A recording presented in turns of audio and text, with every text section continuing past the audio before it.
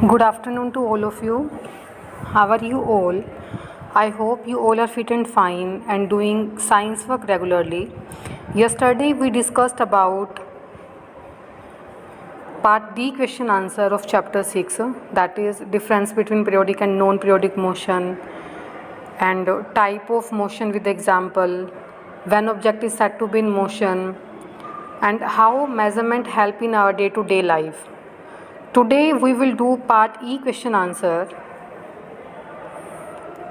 First is, why does a measurement need both a number and a unit for its complete specification?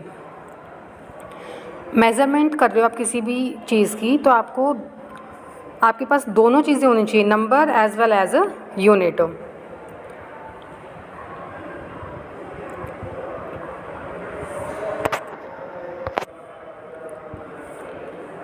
For example, जैसे आपने measurement करी, ये कोई cloth है, इसकी आप मेज़रमेंट कर रहे हो, ठीक है, तो आपको यूनिट पता होनी चाहिए. आप किस में मेज़र कर रहे हो, मीटर में, सेंटीमीटर में मेज़र कर रहे हो आपको क्लॉथ सेंटीमीटर में चाहिए या फिर मीटर में.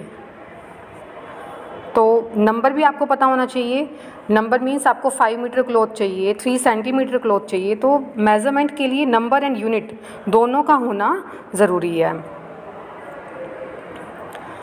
सो its answer is, measurement is a process of comparison of some unknown quantity with known fixed quantity. We need both number as well as unit to express measurement in a proper way. अगर आपको किसी भी चीज़ की measurement करनी है तो आपको दोनों चीज़ों का पता होना चाहिए, number as well as unit. Number means for example 5 है, 3 है, यूनिट मीटर सेंटीमीटर, कितना क्लॉथ आपको चाहिए, ठीक है. Second is, why is footstep or hand span not used as a standard unit of length?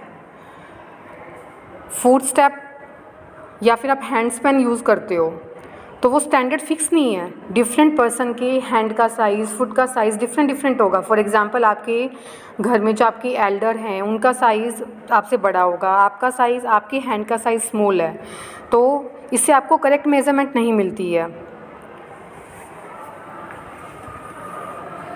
Because hand span and footstep not fixed among different people. Different people के hand span और footstep का size different होगा, ठीक है. अगर size different है तो measurement correct नहीं मिलेगी. So this is not a standard unit. Standard means जो पूरे universe में use की जाती है. तो standard unit of length is meter, ठीक है. Standard international unit of length is a meter. Hand span और फुट स्टेप को आप स्टैंडर्ड यूनिट नहीं बोल सकते. Next third is, Radha was performing an experiment in the science lab.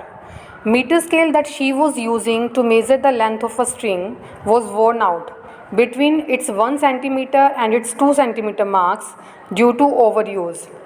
She measured the length of a string by keeping its one end at the 3 centimeter mark.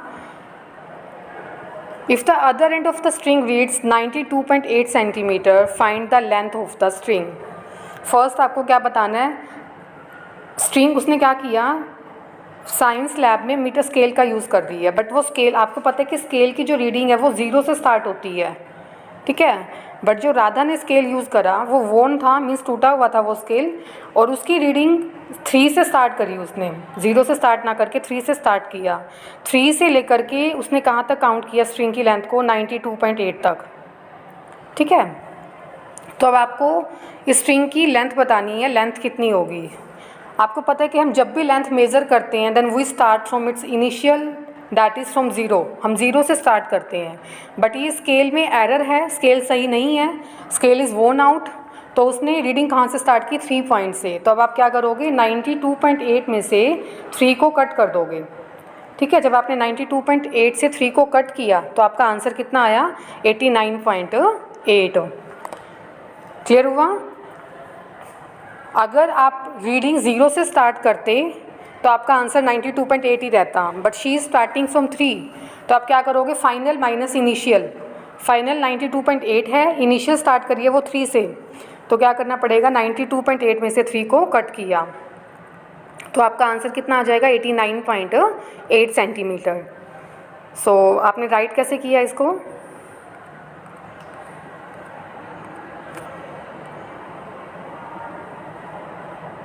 Starting point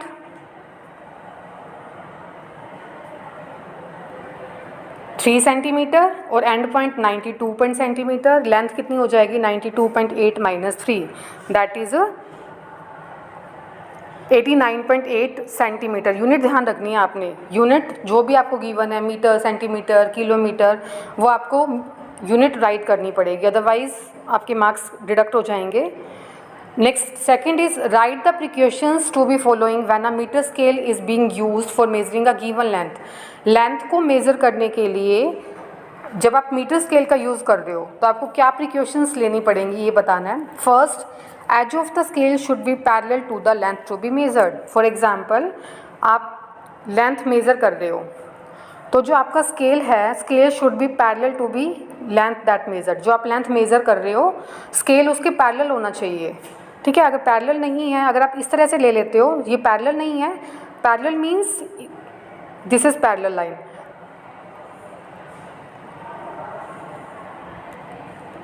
parallel means जो इनके बीच का जो gap है वो same होना चाहिए, ठीक है। अगर आप पैरेलल लाइन नहीं लेते हो देन करेक्ट रीडिंग नहीं आएगी। तो फर्स्ट पॉइंट आपने क्या बताया, that edge of the scale should be parallel to the length to be measured. जो लेंथ आपने मेज़र करनी है आपको स्केल उसके बिल्कुल पैरेलल रखना है, दैट मीन्स उस लाइन के ऊपर रखना है बिल्कुल। Second is zero mark of the scale should consider with one end of the length to be measured. आपको जो लेंथ मेज़र करनी है, सपोज दैट आपको ये लेंथ मेज़र करनी है, तो आप क्या करोगे, स्केल का जो ज़ीरो है वो इस पॉइंट पे ही आएगा, स्केल का ज़ीरो इसी पॉइंट पे रखोगे, मतलब यहाँ पे स्केल का ज़ीरो रहेगा। Next is don't use broken position of the scale measuring length.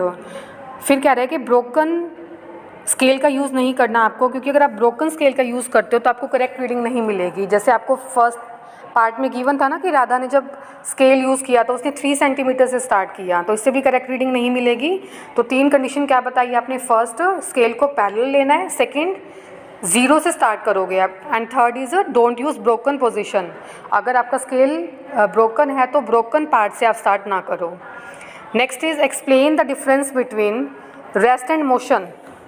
Object को रेस्ट में कब कहेंगे, an object is said to be rest if it doesn't change its position with respect to surrounding. For example table, chair, आपके room में अलमीरा है, cupboards हैं, या फिर टेबल है, चेयर है, वो अपनी पोजीशन को चेंज नहीं कर सकती अपने आप से। और अगर कोई ऑब्जेक्ट टाइम के साथ अपनी पोजीशन को चेंज नहीं करता, that means object is at rest position. Next is motion. An object is said to be in motion if it keep on changing its position with respect to surrounding. Object को motion में कब कहेंगे, अगर वो अपनी position change करता है surrounding के with respect. For example motion of fan, moving car, these are example of motion. Motion means if object change its position with respect to surrounding.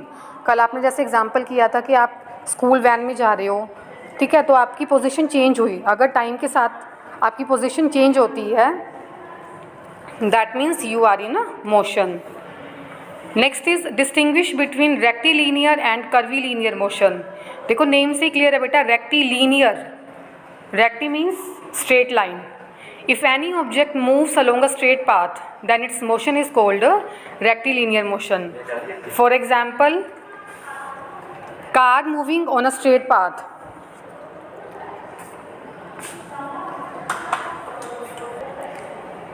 rectilinear means if object moves along a straight path, for example car moving on a straight path, or you can say bike moving on a straight path, cycle moving on a straight path। मतलब कोई object road पे move कर रहा है, ठीक है, road पे straight path में मूव करेगा, then its motion is called rectilinear. And curvilinear means when an object moves along a curved line. जब कोई ऑब्जेक्ट कर्व्ड पाथ में डिस्टेंस कवर करेगा then this motion is called curvilinear. For example motion of tip of a pen, pen की जो tip है वो कैसे करती है, कर्व्ड पाथ में। So curvilinear means when object moves along a curvilinear, that means curved path. Next is rotation and revolution. Rotation means when an object keeps on moving round and round without change its place, that means about its own axis। मतलब जब कोई object round and round move करता है और अपने place को change किए बिना। फॉर एग्जांपल जैसे फ़ैन है, फ़ैन अपने फिक्स पॉइंट पे रहता है और उसके जो ब्लेड्स हैं वो मूव करते हैं। दैट मीन्स कोई ऑब्जेक्ट मूव कर रहा है बट एक फिक्स पॉइंट पे रह करके, so this is called rotation. या फिर पोटर्स व्हील जो है, this is also rotatory motion. Next is revolution. Revolution means when an object moves around a central point, change its position continuously. For example, motion of earth around sun. For example, earth क्या करती है, sun के around move करती है। तो sun के around जब earth move करेगी तो earth क्या करती है, अपनी पोजीशन को चेंज करती है। पोजीशन चेंज होने की वजह से दिस इज़ कॉल्ड रेवोल्यूशन। तो रोटेशन और रेवोल्यूशन में डिफरेंस क्लियर हुआ। रोटेशन में ऑब्जेक्ट जो है वो अपना प्लेस चेंज नहीं करता, बट रेवोल्यूशन में ऑब्जेक्ट अपना प्लेस चेंज करेगा, पोजीशन को चेंज करेगा। So this is revolution. Now last question is define the following type of motion. Revolution में जैसे आप बता रहे हो कि motion of earth around sun, earth क्या कर रही है, सन के अराउंड मूव कर रही है, और जब अर्थ सन के अराउंड मूव करेगी तो जब सन, अर्थ का पार्ट सन के अराउंड आएगा तो सीज़न चेंज होते हैं, समर्स, विंटर, है ना। ये सीज़न इसीलिए चेंज होते हैं क्योंकि अर्थ क्या करती है, सन के अराउंड मूव कर रही है, अपनी पोजीशन को चेंज कर रही है। पोजीशन चेंज होने की वजह से सीज़न चेंज होते हैं। So it is clear to you season में चेंज क्यों आता है, due to movement of earth around sun. Last is rectilinear motion. Rectilinear means object is said to be have rectilinear if it moves on a straight path.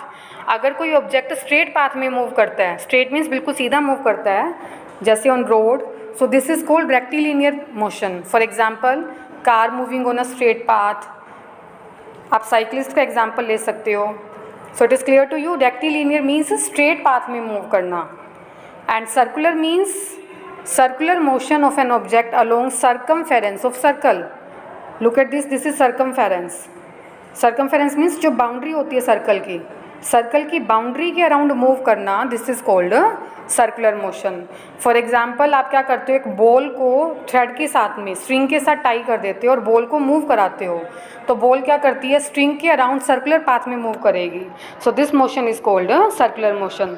Circular means अगर कोई object circumference के around, boundary के around round round गोल गोल घूमता है, सो this is called circular motion.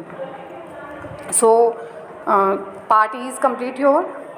Today your work is you have to write and learn part E question answer.